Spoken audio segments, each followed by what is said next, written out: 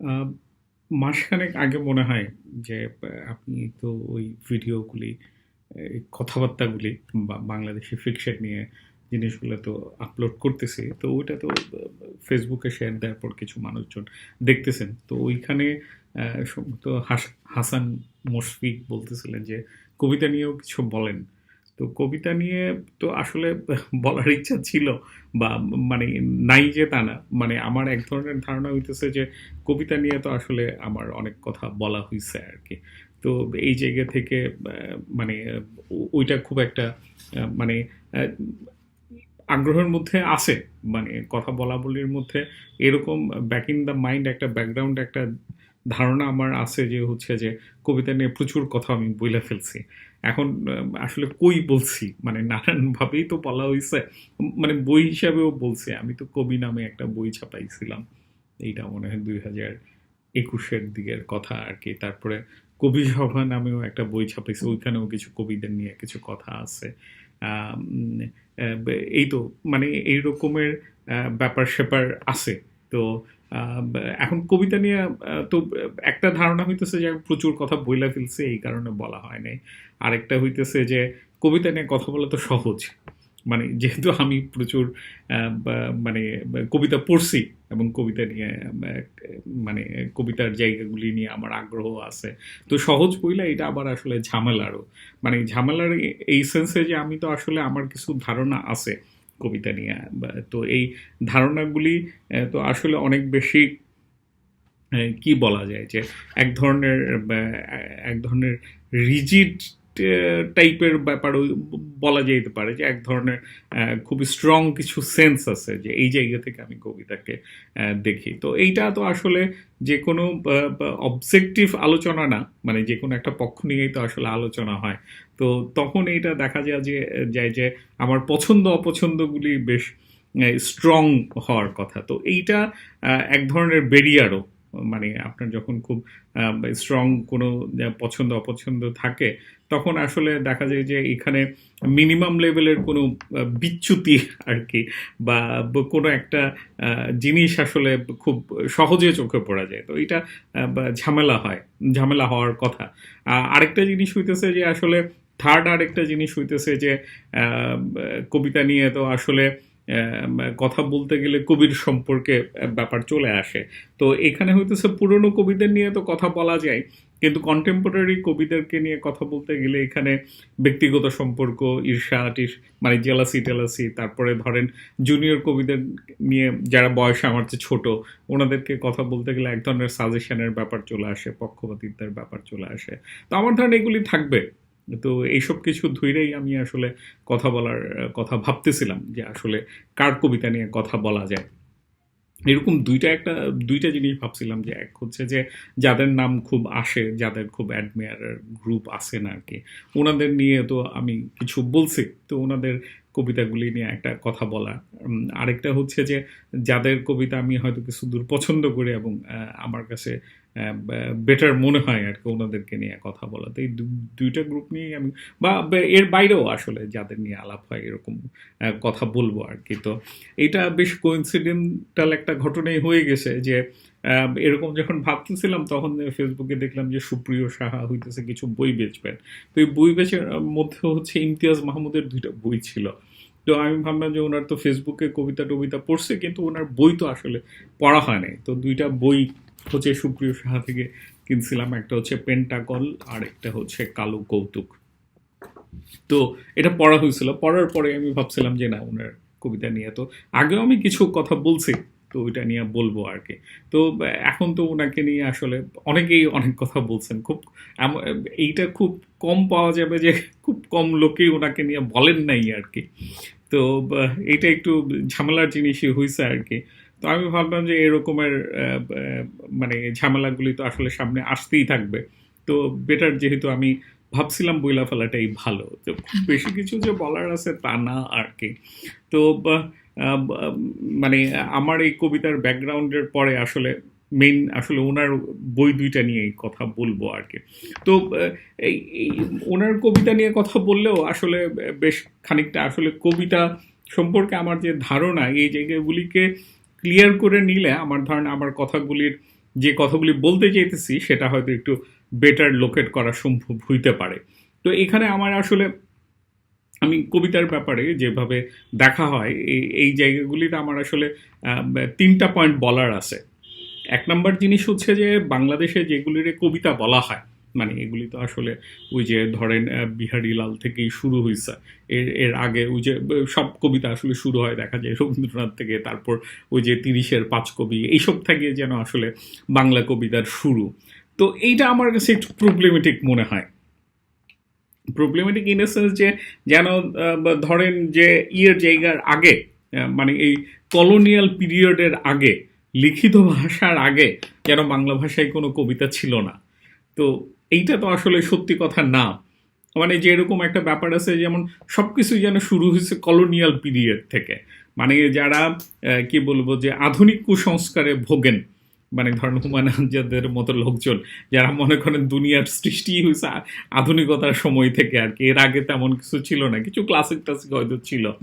তো এটা তো আসলে ট্রু না।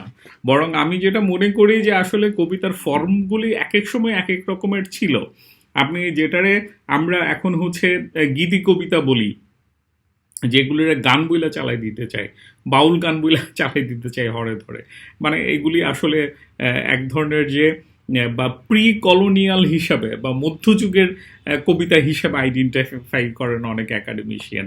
তো ওই জায়গাগুলিতে হচ্ছে আমার একটা আপত্তি আছে আর কি, যে ধরেন মধ্যযুগের কবিতাতে সম্ভবত আহমেদ শরীফি হচ্ছে ওই যে ধরেন হাসন রাজা, ওনাদেরকে হচ্ছে মধ্যযুগের কবি হিসাবে ইয়ে করছিলেন, আইডেন্টিফাই করছিলেন। অবশ্য ওনারা হচ্ছে রবীন্দ্রনাথের যে সময় ওই সময়ের লোকজন আর কি। ইভেন আব্দুল করিমের গানরেও ওনারা হয়তো মধ্যযুগের যে হিসাবে, মানে এটা ঠিক একটা পর্ব হিসাবে না, একটা সময় হিসাবে না, বরং একটা টেন্ডেন্সি হিসাবে আইডেন্টিফাই করেন। তো আমার ধারণা হইতেছে বাংলা কবিতার ব্যাপারে এই ধরনের একটা বড় ঝামেলা আছে। কবিতা বলতে আমরা শুধুমাত্র আধুনিকতার, মানে যেগুলি বই হিসেবে ছাপানো হয় ওইগুলির আমরা শুধু কবিতা বানায় রাখছি, কিন্তু কবিতার এরিয়াটা এত এই রকমের ন্যারো একটা জায়গা না আর কি। এখানে বরং বেশ কয়েকটা ট্রেন্ডের ব্যাপার আছে। এই ট্রেন্ডগুলির সবগুলিকে আমাদের এখানে কবিতা বলা হয় না। এই ধারণাটা থাকলে আমার ধারণা ভালো আর কি, এটা একটা সুবিধা হইতে পারে। আরেকটা সেকেন্ড জিনিস হইতেছে যে আমরা দেখি যে কবিতাকে যেন হইতেছে অ্যাস্থেটিক্যালি কোনটা কত ইম্পর্টেন্ট। হ্যাঁ, যে মানে অ্যাস্থেটিক্যালি এটা ভালো কিনা, মানে অ্যাস্থেটিক্যালি ভালো বলতে আবার হচ্ছে ইউরোপীয় ঘটনার মানদণ্ড দিয়ে আর কি, যে এইটা আসলে যে খুব কম কথায় খুব অনেক কিছু বুঝায় ফেলা যাইতেছে কিনা, একটু অস্পষ্ট হইতে পারতেছে কিনা, এই রকমের ব্যাপারগুলিকে যেন এর সাথে হচ্ছে মানে কি বলবো যে অনন্তকালের ব্যাপার কবিতা, এর সাথে যেন সমাজ সময়ের কোনো আসলে মানে সময়কে পার হয়ে যাইতে পারছে যেটা, সেটা যেন কবিতা। এইটাও আমার কাছে একটু মানে একটু না অনেক বেশি এক্সাজারেটেড ঘটনা আর কি। কবিতার ব্যাপারটা এরকম না। কবিতার সাথে সবসময় বরং একটা সমাজ সভ্যতার এক ধরনের যোগাযোগ থাকেই। মানে এটা হয়তো যে এই যে যোগাযোগটা, এটা একটা সময় গিয়ে হয়তো যে ওই জিনিসটা আর ইম্পর্টেন্ট থাকে না, কিন্তু আর্ট হিসাবে সেটার তখনও গুরুত্ব থাকে, এরকমের একটা ব্যাপার হয়। কিন্তু ধরেন যে একটা সময়ে মানে উদাহরণ হিসাবে যদি বলি, মানে আল মাহমুদ যে ইম্পর্টেন্ট হয়ে উঠছেন এটার কারণ তো আসলে হইতেছে যে একটা মানে একটা বাংলাদেশির একটা ব্যাপার আমরা দেখতেছি, যে এই জিনিসটা আসলে এমার্জ করছে আর কি, একটা বাংলাদেশি ব্যাপার যেটা আল মাহমুদের কবিতার মধ্যে পাওয়া যায়। বা নজরুলের জায়গাটাই যদি বলেন, নজরুল যে আসলে একদিকে হচ্ছে সমাজের সাথে ওনার যে কি বলবো যে এখানে একটা নিড আছে, হ্যাঁ, একটা কালচারাল নিড আছে, ওই নিডের জায়গাটাকে কিন্তু হচ্ছে নজরুল অ্যাড্রেস করতে পারছেন। এইভাবে ওনার কবিতা আসলে রিলিভেন্ট হয়ে উঠছে। আবার অনেক সময় দেখা যায় যে হচ্ছে যে মানে শামসুর রহমানের কবিতা, মানে উনি হচ্ছে নাগরিক মধ্যবিত্ত, মানে এই ধরনের শব্দ বলা যায় আর কি। এখন আর আরবান মিডল ক্লাস ওই ওই স্ট্যাটাসটাতে নাই ক্লাসের। তো ওই নাগরিক মধ্যবিত্তের এক ধরনের হচ্ছে উনি কি বলবো মুখপাত্র হয়ে উঠতে পারছিলেন কবি হিসাবে। কিন্তু পরবর্তীতে এই ক্লাসটা কিন্তু অনেক বেশি সরে গেছে। একটা হচ্ছে গ্লোবালাইজড হয়ে গেছে, আরেকটা হচ্ছে যে এটা আসলে মধ্যবিত্ত থেকে নিম্ন মধ্যবিত্ততে আসলে রিডিউসড হয়েছে, স্ট্রাগলিং একটা ক্লাস হয়েছে, এবং ওনাদের কাছে কিন্তু আর আসলে ওই ক্লাসটাই যেহেতু আর ডোমিনেন্ট ক্লাস না কালচারালি, শামসুর রহমানের কবিতা ডোমিনেন্ট হিসেবে থাকতে পারতেছে না। এরকমের ঘটনাও ঘুরতেছে আর কি। মানে আর্টের সাথে, আর্ট অ্যাপ্রিসিয়েশনের সাথে সমাজের একটা যোগাযোগ আছে, ক্লাসের একটা যোগাযোগ আছে। এইটা নাই, একদম এর বাইরে গিয়ে আর্ট ঘুরতেছে, সেটা কখনোই সম্ভব না আর কি। এইটা আমার মানে আমার হচ্ছে, আমি এই বেস থেকে দেখি আর কি। এক ধরনের রিলেশন আছে, কিন্তু এই রিলেশনটাই হচ্ছে কবিতা না, এই রিলেশনটাই আর্ট না, কিন্তু এই রিলেশনের জায়গাটা এক্সিস্ট করে। এইটা হচ্ছে একটা জিনিস। থার্ড পয়েন্টটা হইতেছে যে আসলে কবিতা শুধুমাত্র কবিতা না, যে কিছু শব্দ না, এটার সাথে ধরেন কবি ব্যক্তিত্ব, যেটা কবির পার্সোনালিটি এইরকমের টার্ম ব্যাপার ছিল, এটা হয়তো অনেক বেশি কবির মিথোলজির ব্যাপার চলে আসে, কবির নিয়ে মিথ তৈরি করা। মানে একটা কবি ক্যারেক্টারের সাথে এটা জড়িত। এটা শুধুমাত্র মানে আমাদেরকে হইতেছে যে একজন কবি কল্পনা করে নিতে হয় যিনি হচ্ছে কবিতা লিখতেছেন। তো এরকম ইমতিয়াজ মাহমুদের ব্যাপারে যে ওনার প্রশংসা বার্তাগুলি আছে, আমি দেখতেছিলাম এগুলি বেশিরভাগই হচ্ছে কবির প্রতি আসলে হচ্ছে শ্রদ্ধা, কবির প্রতি আসলে হচ্ছে সম্মান। মানে হইতেছে যে একটা অন্য কোনো জিনিস, মানে আমি জানি না, এটা খুব কমই হয়, মানে রিলেশনটা হয়তো এত মানে কি বলবো যে এতটা স্ট্রং থাকে না একজন ফিকশন রাইটার, একজন অন্য কোনো আর্টিস্টের ব্যাপারে। ওনাদের লাইফের ব্যাপারগুলি ইম্পর্টেন্ট হয়ে ওঠে। কিন্তু আমাদের এখানে এই জিনিসটা আছে যে আপনাকে আসলে প্রথমে কবি হইতে হবে, তারপর কবিতা লিখতে হবে। বা হইতেছে যে আসলে আমরা যেটাকে কবিতা হিসেবে পারসিভ করি, সেখানে আসলে কবি ব্যাপারটা খুব স্ট্রংলি থাকে। এই দুইটা জিনিস এত মানে স্ট্রংলি থাকে যে এটাকে বেশ আলাদা করা একটা ঘটনা হয়ে যায়। তো যার ফলে কবি মানে সোশ্যাল জায়গাতে না, বরং হচ্ছে যে ওনার লিটারারি ক্যারেক্টার হিসাবে কবি জিনিসটা কিভাবে প্রজেক্ট হইতেছে, সেটাও একটা ঘটনা হয়ে ওঠে। ওইটা হচ্ছে সবচেয়ে ট্রিকি পার্টটা আর কি। তো আমার বই কবিতা, বাংলা কবিতা নিয়ে ব্যাকগ্রাউন্ডের জায়গাটা এটাই যে হচ্ছে মানে আমাদের এখানে বাংলা কবিতাকে খুব ন্যারো একটা জায়গা থেকে দেখা হয়। আমার ধারণা এটা মানে এই ভুলটা আমাদের খুব যত সময় যাবে এই জায়গাটা আরও এক্সপান্ড করবে। শুধুমাত্র আধুনিক কবিতাকে আমরা কবিতা হিসাবে ট্রিট করব না, এর বাইরের ব্রডার এরিয়াটারেও ইনক্লুড করতে পারবো। সেকেন্ড হচ্ছে যে আসলে কবিতার সাথে সমাজের, ক্লাসের একটা রিলেশন আছে যে কোনো আর্ট ম্যাটেরিয়ালের মতোই।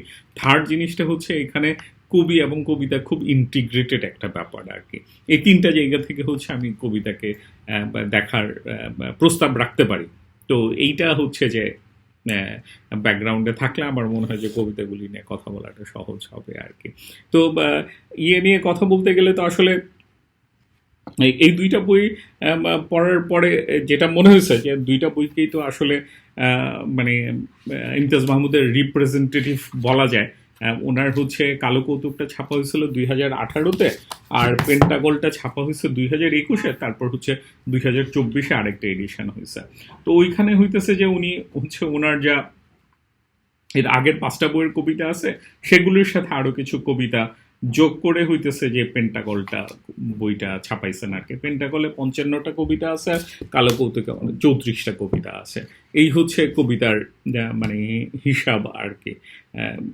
তো ওনাকে নিয়ে কথা বলতে গেলে তো আসলে যেটা আমি বলতেছিলাম যে ওনাকে নিয়ে তো অনেকেই কথা বলে ফেলছেন, খুব কম লোকে আছে যে কথা বলেন নাই। তো কথাগুলির মধ্যে আমি এটাও বলতেছিলাম যে বেশিরভাগই হচ্ছে কবি সম্পর্কে, কবিতা সম্পর্কে যে কথা নাই তা না। অনেকেই যেহেতু বলছেন, অনেক কিছু বলছেন, আমিও বলছিলাম। আমার একটা বলা ছিল, খুব ছোট্ট একটা অংশ নিয়েই ওনার, এটা হয়তো ডিসক্রিপশনে দিব না। সেটা হচ্ছে আমি ওনার ফর্ম নিয়ে বলতেছিলাম। আমি বলতেছিলাম যে উনি একটা ফর্মকে জনপ্রিয় করে তুলছেন। ফর্মটা আগেও ছিল যে 2 লাইনের বলা আর কি। তো আমার এইটা একটা বলা ছিল। এটা ওনার একটা মানে আমার মনে হয় না যে এটা খুব প্রমিনেন্ট একটা ঘটনা। ওনার একটা কিন্তু এই সিগনেচারের ব্যাপারটা ছিল। তো আমি হচ্ছে রিসেন্টলি আরও কিছু জিনিস চোখে পড়তেছিল যে অন্যান্যরা কে কী বলছেন। তো এর মধ্যে 2টা জিনিস আমার কাছে বেশ ইন্টারেস্টিং লাগছে আর কি, বা চোখে পড়ছে। এর মধ্যে একটা হচ্ছে ফেসবুকে বলতেছিলেন, ওনার নাম হচ্ছে মাহমুদুর রহমান। উনি হচ্ছে 16 তারিখে মনে হয়, আজকে তো হচ্ছে 23 তারিখ, মানে সপ্তাহখানেক আগে উনি বলছিলেন। তো ওই বলাটা বেশ ইন্টারেস্টিং ছিল। ওনার কোটেশনটাও মানে পোস্টটাও আমি দিব না। উনি বলতেছিলেন যে ইমতিয়াজ মাহমুদ হচ্ছে যে ওনার পড়তে এক দুইবার ভালোই লাগে, কিন্তু তারপরে আর আসলে খুব একটা ভালো লাগে না, কারণ ওনার কাছে মনে হয় যে উনি হচ্ছে একটা ওই কি বলে যে টেকনিক ইউজ করেন, বা কিছু ট্রিক থাকে আর কি, বা টুইট থাকে, ট্রিক না, কিছু টুইট থাকে যে টুইটটা আসলে প্রথমবার একটু খুব অ্যামিউজিং লাগে, মানে চমকায় দেয়। তারপরে দেখা যায় যে এটা আসলে যখন ৪-৫ বছর পড়া হয় তখন আসলে এই চমকের জায়গাটা কাটতে শুরু করে, এতটা ডিপ আর লাগে না। তো আমি ওনার পোস্টটাকে কিছু দূর পর্যন্ত পছন্দই করছে, আমি লাইকও দিছে। আমার কথা হইতেছে যে ওনার কথাটা অনেক দূর পর্যন্ত সত্যি, যে ওনার মানে ইমতিয়াজ মাহমুদের কবিতাতে এই জিনিসটা পাওয়া যায়। আমার ধারণা ওই যে কবিতার সম্পর্কে একটা ধারণা আছে তো, যে কবিতা বোঝা যায় না, কবিতা ফিল করার ব্যাপার। তো ওনার মধ্যে হচ্ছে ওনার কবিতাগুলি পড়লে হচ্ছে যে এরকম একটা ফিলিংসের জায়গা পাওয়া যায়, যে আমি কবিতা বুঝতেছিও, কিছুটা বুঝতেছিও, এবং হচ্ছে যে একটা বেদনার জায়গা, একটা না পারার জায়গা, বা যে কোনো কিছু একটা ফিলিংস, একটা উদাসীনতা, বা এইরকমের একটা ফিলিংসের কাছে পৌঁছানো যায় আর কি। এবং এই পৌঁছে যাওয়াটা খুব, যে কেউ সহজে খুব কানেক্ট করতে পারেন। তো এইটা মানে এই যে ওনার মধ্যে একটা টুইট আছে, মানে একটা টুইস্ট করা আর কি, এই টুইস্ট করাটা ওনার মানে কি বলবো, যে লোকজন যারা পছন্দ করেন আমার ধারণা ওই টুইস্টটাকে পছন্দ করেন। তো এইটা আমার, আমিও কিছু দূর পর্যন্ত সত্যি মনে করি। তো হাওয়েভার এটাই তো পুরোটা না আর কি, এর পরেও তো আসলে কথা আছে আর কি। তো আরেকটা লেখা দেখতেছিলাম হচ্ছে তাসনোভা ওরিনের, উনি হচ্ছে ওই শিরিষের ডালপালাতে একটা লিখছেন আর কি। ওইখানে উনি উনি আমার কাছে মনে হয়েছে বাংলাদেশের আসলে কবিতা গল্প যেগুলো নিয়ে কথা বলা হোক না কেন, ওনার মানে এটা হয় যে হচ্ছে যে একটা পার্সপেক্টিভ থাকে, হয় যে আমি হচ্ছে যে এটার ভালো দিকটা বলবো, বা এটারে হচ্ছে একদম শুয়াই ফেলবো আর কি, এরকম কয়টা লোকজন মনে হয় ভাবেন আর কি। যে এমন না যে আমি কথা বলতে বলতে পড়তে পড়তে একটা জায়গাতে রিচ করলাম অ্যান্ড কিছু জায়গা আইডেন্টিফাই করার চেষ্টা করলাম। তো তাসনিম মর্ডিনের হচ্ছে যে উনি কিছু জায়গা আবিষ্কার করছেন, কিন্তু হচ্ছে ওনার একটা মানে ওই ব্যাক ইন দ্য মাইন্ড ওইটা ছিল যে এটার প্রশংসা করতে হবে আর কি। তো উনি ও দুইটা কথা বলছেন, এটা হচ্ছে যে একটা ওনার কাছে মনে হচ্ছে যে শব্দের অরিগামি, মানে শব্দগুলিকে একটু আলাদা আলাদা করে সাজানো, ওই যে ওইটাই আর কি, যে অরিগামি বলতে তো জিনিসটা খুব মানে একটা কাগজ দিয়ে খুব সুন্দর একটা কিছু হয়ে যাচ্ছে, একটা আপনার পেঙ্গুইন হয়ে যাচ্ছে, একটা বক হয়ে যাচ্ছে, বা ওই অরিগামিটা করতে পারতেছেন, যে সহজ সরল শব্দ নিয়ে উনি হইতেছে একটা সুন্দর একটা অরিগামি বানায় ফেলতেছেন। তো এটা আমার কাছে মিথ্যা মনে হয় না, ওইটাও কিন্তু আসলে উনি হচ্ছে পজিটিভ জায়গাটাকে থেকে দেখতেছেন আর কি, ওই টুইস্টের জায়গাটাকে। আর উনি বলতেছিলেন যে একটা যোগাযোগ করতে পারে, তো যোগাযোগ আসলে একটা সময়ে যারা লেখেন, একটা সময়ের যারা মানুষ, তাদের সাথে তো এক ধরনের কমিউনিকেশন করাই যায় আর কি। আমার কাছে আর্টের জায়গাটা এরকম মনে হয়েছে যে কোনো না কোনো কমিউনিকেশন যদি না করতে পারে, আর্টটা তো আসলে ক্রিয়েট হয় না। কিন্তু হাউএভার কমিউনিকেশনটা আর্ট না আর কি, মানে ক্রিয়েশন আর কমিউনিকেশন দুইটা বেশ ডিফারেন্ট ঘটনা আর কি। মানে অনেকেই হচ্ছে যে ভালো কমিউনিকেট করতে পারেন, কিন্তু ভালো আর্ট ক্রিয়েট করতে পারেন না। অনেক আর্টেই দেখবেন যে আসলে কমিউনিকেট করতে সমস্যা হয়, কিন্তু হচ্ছে যে কিছু দূর পর্যন্ত গেলে তারপর আমরা বুঝতে পারি যে না, এটা তো খুব ভালো আর্ট আর কি। জীবনানন্দের কবিতা নিয়ে, আসলে বাংলাদেশের কবিতা নিয়ে, বাংলা কবিতা নিয়ে কথা বলতে গেলে তো ওনার কথা বেশি চলে আসে, কারণ হচ্ছে যে অ্যাস্থেটিক্যালি উনি একটা জায়গা রিচ করছিলেন, যেটা পরবর্তীতে আমরা, আমার ধারণা এখনো আসলে কবিতার জায়গাতে অ্যাস্থেটিক্যালি জীবনানন্দের একটা এক্সটেনশনের ভিতর দিয়েই যাচ্ছি আর কি। এর বাইরে গিয়ে কিছু জায়গা তৈরি হয়েছে, কিন্তু একদম অল টুগেদার নতুন কোনো গ্রাউন্ড আসলে তৈরি এখনো হয়েছে কিনা আমি ডাউটফুল। মানে এগুলি বলা তো আসলে, ওই যে কবিতা নিয়ে কথা বলার আরেকটা ঝামেলা হইতেছে এটা, যে আসলে কবিতা কি হইতেছে সেটা নিয়ে বলতে তো আসলে অনেক সময় লাগে আর কি। তো এটা আমি বলতেছিলাম যে অন্যরা কি বলতেছে আর কি, অন্যদের বলা বলি। তো অন্যদের বলা বলির মধ্যে এই দুইটা জিনিস আমি একটু হাইলাইট করতে চাইছি আর কি। আরেকটা জিনিস হচ্ছে, আমি কিছু নোটস লিখে রাখছিলাম আর কি, ওইটা দেখে দেখে বলার চেষ্টা করতেছি। তো ওনার এখন আমি এই বইগুলি পড়তে গিয়ে যে জিনিসগুলি পাইছি আর কি সেটা আমি একটু বলি। আমি আসলে মেনলি এখানেও ৩টা জায়গা আমি হাইলাইট করে রাখছিলাম যে ওনার কবিতাগুলির মধ্যে কি জিনিস আছে আর কি। তো এইটা আমার বলতে গেলে প্রথম যে জিনিসটা চোখে পড়ছে ওনার এখানে আসলে ফ্যামিলি নিয়ে অনেকগুলি কবিতা আছে, বাবা নিয়ে, মা নিয়ে, বা ছেলে নিয়ে, হচ্ছে তারপর হচ্ছে ফ্যামিলি লাইফ নিয়ে। এইটা আমার কাছে একটা ওনার একটা ইম্পর্টেন্ট ফিচার মনে হয়েছে আর কি, যে ওনার আসলে এই জায়গাটা একটা হচ্ছে মানে ফ্যামিলি রিলেশন, এইটা ওনার একটা কবিতার সাবজেক্ট আর কি। হ্যাঁ, এইটা একটা বাবা মার অনেকগুলো কবিতা আছে এখানে। হ্যাঁ, আমি কিছু দাগও দিয়ে রাখছিলাম, অনেকে তো মনেও থাকবে যারা। ঈদ একটা কবিতা আছে, তারপর হারুন কবিতাটা অনেকটা হচ্ছে এই রকম আর কি। তারপর হচ্ছে বাবা দিবস, তারপর সব কবি মরে যায়, সম্পূর্ণ, সম্পর্ক।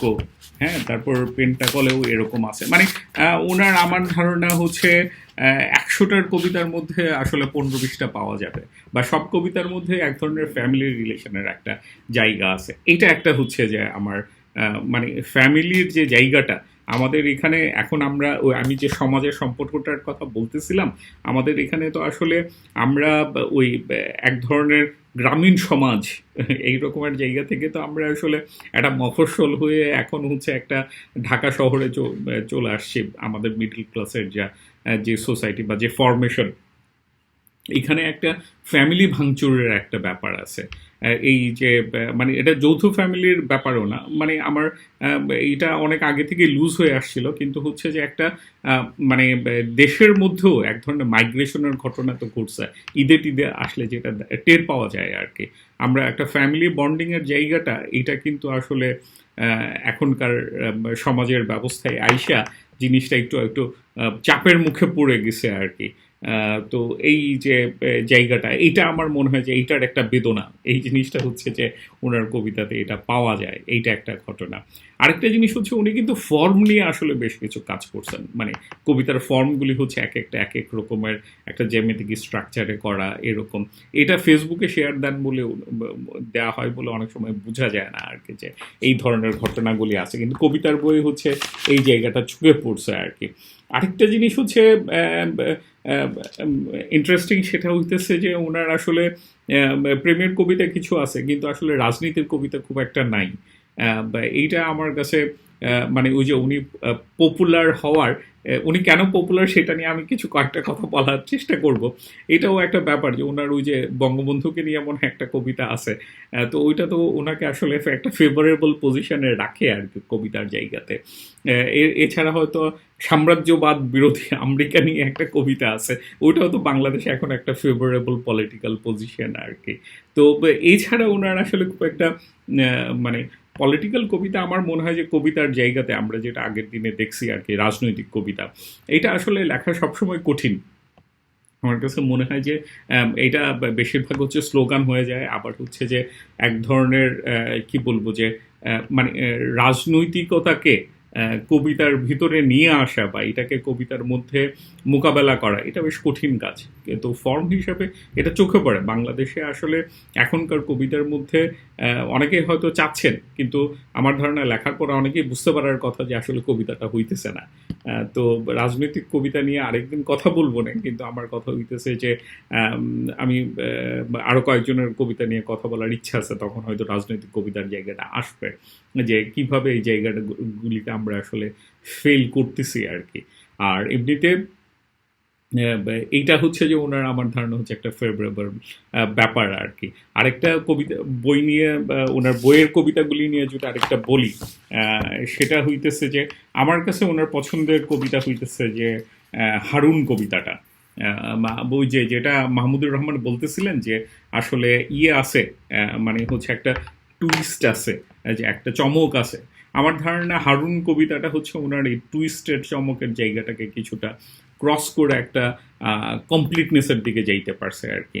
তো এই কবিতা গিয়ে পড়তে নিয়ে মনে হলো যে ওনার ভিতরে হচ্ছে ওনার যদি একটা ফিলিংসের জায়গা বলি, আমাদের কবিতার একটা ফিলিংস হচ্ছে যে একটা ভয়ের জায়গা, একটা হচ্ছে আনসার্টেনটির জায়গা, এবং এইটা কিন্তু আমাদের সময়ের একটা সিগনেচারের ঘটনা। আমরা আসলে জানি না পরবর্তী সময় কি ঘটতে যাইতেছে আর কি।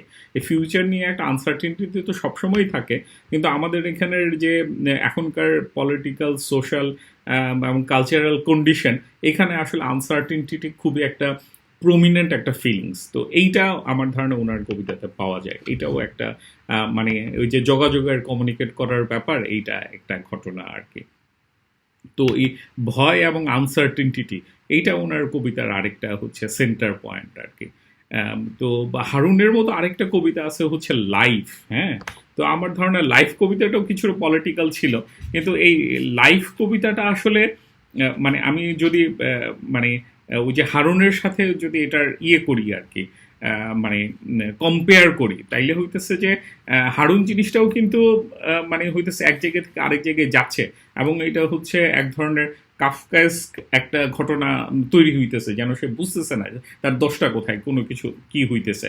আর লাইফ কবিতাটা একই রকম, কিন্তু এটা হইতেছে যে পোয়েট যেটা বলতেছে সেটা হচ্ছে যে না, সে সব কিছু বুঝতেছে, এবং জিনিসগুলি যে একটা ধাপ্পাবাজি হচ্ছে, লাইফের নামে যে একটা ঝামেলা হইতেছে আর কি, যে আমাদেরকে অলওয়েজ হচ্ছে এই নেটওয়ার্কটার মধ্যে কানেক্টেড রাখার চেষ্টা করা হইতেছে, সেই জায়গাটা যেন হচ্ছে। কিন্তু হারুনটাতে হইতেছে যে একটা পোয়েটিক রিয়েলিটি তৈরি হচ্ছে। লাইফ কবিতাটাতে হইতেছে যে সেটা একটা পোয়েটিক রিয়েলিটি না, বরং আমরা রিয়েলিটিটাকে যেন হচ্ছে আবার দেখতে পাইতেছি আর কি। তো দুইটা আসলে মানে একই রকমের ঘটনা মনে হইতে পারে, কিন্তু আসলে জাস্ট অপোজিটের না হইলেও বেশ দূরের জিনিস আর কি। যে ধরেন একটা পোয়েটিক রিয়েলিটি, আর একটা হচ্ছে আমাদের সমাজ বাস্তবতাকে হচ্ছে পোয়েট্রির মধ্যে নিয়ে আসা। তো এই দুইটা ডিফারেন্সের জায়গা এখানে ঘটছে, যার ফলে আমার ধারণা লাইভ কবিতা পড়লেও অনেকে মজা পাবেন, কিন্তু হচ্ছে হারুনের যে হচ্ছে পোয়েটিক রিয়েলিটিটা, এই রিয়েলিটিটা আসলে অনেক দিন পর্যন্ত আসলে মানুষ কানেক্ট করতে পারবে। মানে এটা ক্রিয়েশনের জায়গাতে আমার ধারণা অনেক ভালো একটা ব্যাপার হয়েছে আর কি। তো এই হচ্ছে ওনার কবিতাগুলি নিয়ে কথা। আসলে কবিতা নিয়ে তো আসলে খুব বেশি কথা বলাও যায় না। মানে আপনার একটা কবিতার বই পড়তে দেখা যাইতেছে, আপনি খুব বেশি হইলে আধা ঘন্টা 1 ঘন্টা লাগবে, বা একটু বিরতি দিয়ে পড়লে আপনি একদিনই পড়ে ফেলতে পারবেন। কিন্তু কবিতা নিয়ে যদি আপনি কথা বলতে যান, তাইলে তো আসলে খুব স্পেসিফাই করাটা মুশকিল। আরেকটা হইতেছে যে স্পেসিফাই করার তো আসলে খুব বেশি কিছু নাই। আপনি যতই আমরা আসলে এই ঘটনাটা হইতেছে, আমরা বলতে পারি কোন জিনিসটা আর্ট না, বা কোন জিনিসটা হয় নাই, কিন্তু কোনো জিনিস যখন আর্ট হয়ে যায় তখন কিন্তু আর বলার কিছু থাকে না যে আসলে এটা এইভাবে আর্ট হয়েছে। মানে আমি বলতে চাইতেছি যে কোনটা আর্ট না সেটা আইডেন্টিফাই করা যায়, সেটা বলা যায়।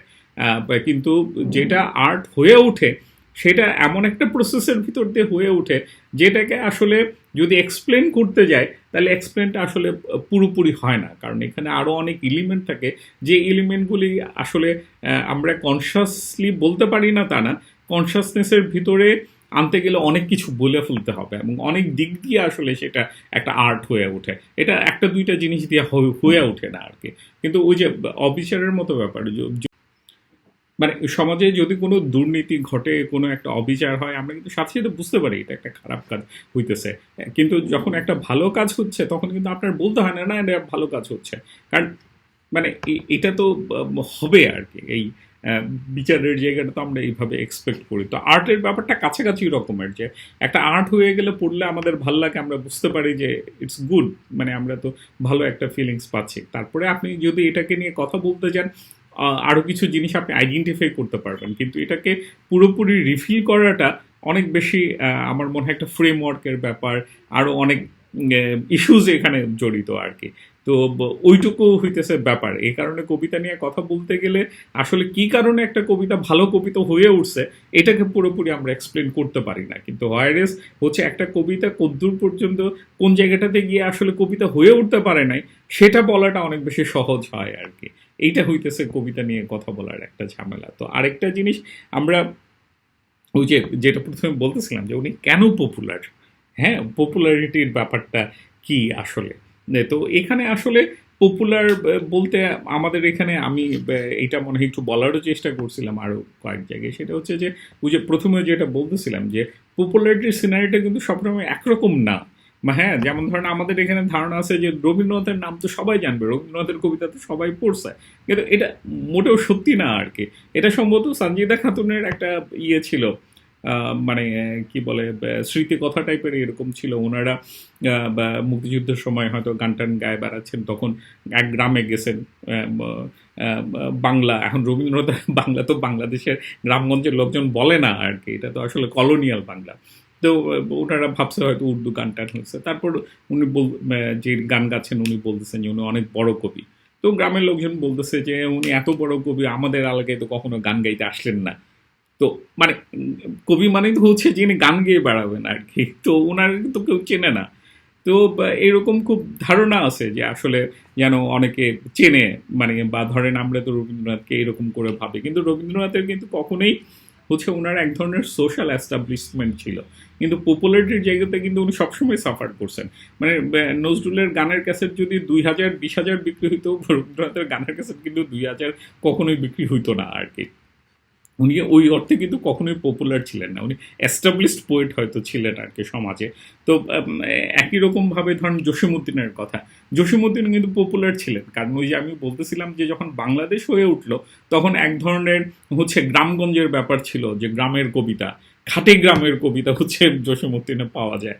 তো জসীমউদ্দিন এই কারণে বাংলাদেশ হয়ে ওঠার কারণে দেখা গেল যে উনি আসলে অনেক রিলিভেন্ট হয়ে উঠতেছেন আমাদের সোসাইটির কারণে। ওনার সাহিত্য ভালো কি খারাপ, কবিতা ভালো কি খারাপ, সেটা অন্য একটা লেভেলের আলাপ, পপুলারিটির কথাতে বলতেছি আর কি। কিন্তু যদি এমন হইতো ধরেন যে বাংলাদেশ পাকিস্তানের মধ্যে যাইতে পারতেছে না, হ্যাঁ, এখানে একটা হইতেছে যে টোটাল ইন্ডিয়া মিলে একটা ফেডারেশন হচ্ছে এবং কলকাতা তখন পূর্ববঙ্গ পশ্চিমবঙ্গ মিলে রাজধানী হচ্ছে, তখন কিন্তু ওনার একটা জাস্ট আঞ্চলিক কবিতা হিসেবে জসীমউদ্দিনকে থাকতে হইতো। আজকে বাংলাদেশ আছে বলেই কিন্তু আমরা ফিল করতে পারছি উনি সার্টেন এরিয়াকে টাচ করছেন, যেটা বাংলাদেশি মানে আমাদের এই যে একটা কালচারাল আইডেন্টিটি, সেই জায়গাতে ওনার কবিতা ইম্পর্টেন্ট হয়ে উঠতেছে। একই রকমভাবে ধরেন আমরা যখন 80s-এর দিকে, মানে ধরেন 84 85 বা 87 88-তে আমরা যখন ছোট, তখনও কিন্তু সুকান্ত অনেক বড় কবি ছিলেন, কারণ উনি হচ্ছে কমিউনিস্ট ছিলেন, এবং আমরা কিশোর কবি হিসেবে ওনার কবিতা পড়ছি। ওনার কবিতা কিন্তু এখনও কিছু লোক মানে হয়তো পাঠ্যপুস্তকে আসার কারণে হয়। শামসুর রহমানের পপুলারিটির কথা তো বললাম। আবার বাংলাদেশে ঢাকা শহরে পপুলার কবি ছিলেন হচ্ছে রফিক আজাদ। তো রফিক আজাদ খুব মানে কি বলবো যে ইনফ্লুয়েন্সিয়াল এডিটর ছিলেন আর কি। উনি সম্পাদক ছিলেন এবং ওনার কথায় অনেক কিছু হইতো টইতো, এই কারণে কিন্তু উনি একটা পাওয়ারফুল পোয়েট ছিলেন। কিন্তু একটা কবি সার্কেলের বাইরে দু একটা হয়তো জনপ্রিয় বানায় দেওয়া হয়েছে, কিন্তু এর বাইরে কিন্তু উনি খুব একটা পপুলার পোয়েট ছিলেন না। কিন্তু আপনি দেখেন একটা ক্লাসের মধ্যে বাংলাদেশে যারা কবিতা লিখতে আসে এরা কিন্তু রফিক আজাদের নাম জানে, এখনো পড়ে কিনা আমি জানি না। তো এরকম পপুলারিটির কিছু ব্যাপার আছে। আবার ধরেন সাদাত হোসেনের নাম তো শোনা যায়, ওনার কবিতা আমি পড়ি নাই, কিন্তু ওনারে পপুলার বলা হয়। শ্রীজাত নামে একজন আছেন, ওনাকেও পপুলার বলা হয়। তো ওই পপুলারিটির জায়গাটা কিন্তু আসলে খুব স্ট্রং কিছু না, বা হইতেছে যে এইটার অনেক নানান লেভেল আছে আর কি। আমরা যে লেভেলটাতে ভাবি এটাকে যে ওয়ান ডাইমেনশনাল একটা জিনিস হিসেবে দেখা হয় সেটা না। আমারও কথা হচ্ছে যে ইমতিয়াজ মাহমুদ পপুলার, আমার ধারণা হইতেছে যে ওই যে একটা শিক্ষিত মিডল ক্লাসের মধ্যে উনি আসলে পপুলার, মানে এবং যেহেতু এখন সোশ্যাল মিডিয়াগুলিতে একটা ইন্টার ক্লাস রিলেশনশিপ আছে, সেখানেও হয়তো ওই যে ওনার 2 লাইনের জিনিসগুলি পপুলার, লোকজন জানে, এবং হইতেছে ওনার এই টুইস্টের কারণে খুব সহজে কানেক্ট করতে পারে, এরকমের একটা ব্যাপার আমার ধারণা আছে। তো ওইটা যেটা বলতে চাচ্ছিলাম যে ওনার এই পপুলারিটিতে এইটা একটা ইয়ে আছে, ইয়ে করে, মানে হচ্ছে যে আসলে কন্ট্রিবিউট করে, যে ওনার কবিতা হচ্ছে আপনি ওই পড়লে একটা ফিলিংস পাবেন। ওনার যে আসলে এই জায়গাটাকে বাংলাদেশে অনেকেই হচ্ছে ইয়েভাবে দেখেন না, মানে আমি বলবো যে হচ্ছে কবিতার স্ট্রং পয়েন্ট হিসেবে দেখা হয় না, সেটা হইতেছে ওই যে সহজ সরল শব্দে বলা আর কি। মানে একটা সময় তো ছিল, মানে 80s-এ আমরা দেখছি যে আসলে ডিকশনারি ওয়ার্ড তো একটা ইউজ করতেছেন না, বা হইতেছে কবিতা লিখতেছেন কিন্তু আপনার কবিতা পড়তে গিয়ে ডিকশনারি খুলতে হইতেছে না, আপনি তো আসলে খুব একটা ভালো কবিতা লেখেন নাই তাইলে। তো এই জায়গাটা থেকে ওনার কিন্তু একটা মানে সইরা যাওয়ার একটা ব্যাপার আছে, যেটা পজিটিভ আমি মনে করি। তো এইটারও একটা কন্ট্রিবিউশন আছে, যে ওনার কবিতা পড়তে গেলে ডিকশনারি খুলতে হয় না আর কি, ডিকশনারি না খুললে আপনি পড়তে পারবেন। তো আমাদের এখানে ওই রবীন্দ্রনাথ থেকে শুরু করে এই ভয়টা আছে আর কি। তো ওই ভয়ের জায়গা থেকে উনি আসলে এক ধরনের পাঠককে ইয়ে করতে পারবে, যারা ওনার কবিতা দেখবে বা পড়বে, এক ধরনের নিষ্কৃতি দিতে পারেন আর কি। এটা ওনার পপুলারিটিতে হেল্প করার কথা আর কি। তো এই হচ্ছে যে ওনার আসলে পপুলারিটি নিয়ে আমার কথা আর কি, যে পপুলারিটিকে একটা সিঙ্গুলার জায়গা হিসেবে দেখলে খুব ভুল হবে, এটাও খুব কম্পার্টমেন্টাল ঘটনা, ক্লাস ওরিয়েন্টেড ঘটনা আর কি। হ্যাঁ, তো এইটা মাথায় রাখলে ভালো। আর সেকেন্ড হচ্ছে যে ওনার কবিতার যে টুইস্টটা আছে সেটা আসলে আমার ধারণা খুব ডাইরেক্টলি কানেক্ট করতে পারে আর কি।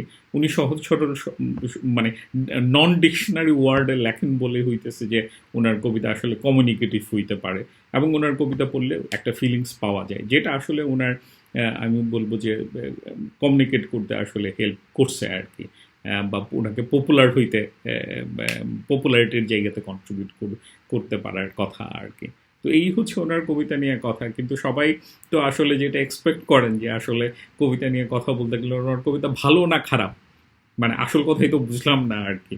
তো আমার ধারণা হচ্ছে যে এটা খুব ভুল প্রশ্ন আর কি কবিতার ক্ষেত্রে, যে আসলে আমরা একটা কন্টেম্পোরারি পোয়েটের ক্ষেত্রে কিছু জায়গা আইডেন্টিফাই করতে পারি, কিন্তু দেন আসলে ওই জায়গাগুলিকে আপনার একটা রায় দেওয়াটা, মানে একটা আইডেন্টিফাই করাটা যে এটা ভালো কবিতা বা এটা খারাপ কবিতা, এর চাইতে হইতেছে যে আমি প্রথমে এই জন্য আমার বেসগুলির কথা বললাম, মানদণ্ডগুলির কথা বললাম, ওই জায়গাগুলিতে খেয়াল করতে পারলে ভালো। আর আসলে একটা কবিতা যে কখন গিয়ে রিলিফেন্ট হয়ে ওঠে, এটা আসলে ওই সমাজের উপরে, ক্লাসের উপরে, হিস্ট্রিক্যাল ইভেন্টগুলির উপরে অনেক বেশি ডিপেন্ড করে আর কি।